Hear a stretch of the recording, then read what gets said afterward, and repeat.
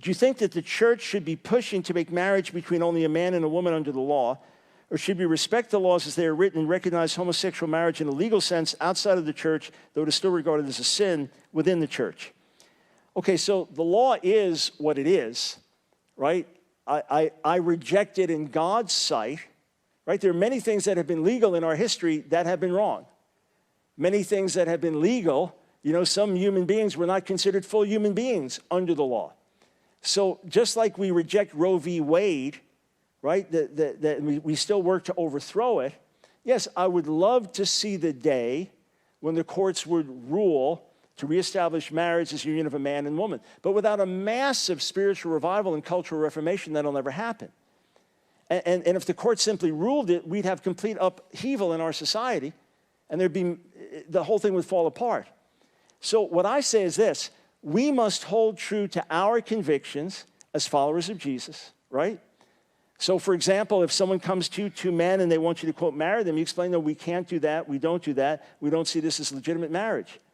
But we'd love to sit and talk and get to know you, and if you'll allow us to do that, we want to.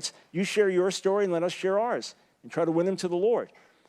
If you have a Christian school and you have certain standards or requirements, you hold to those just like you would in every other situation. You don't put this in a special category. You just treat it with the same moral standards with which you treat everything else. Now, personally, I know it's offensive to gays and lesbians. I feel bad for that.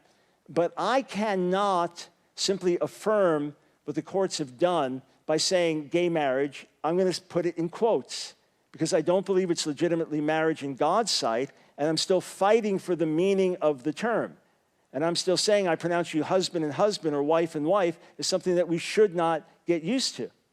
So yes, people are going to call me hateful and homophobic for holding to that, but I'm utterly convinced that God designed men for women and women for men. So I would elect candidates that agree with our views on this, and they can be good candidates for all people.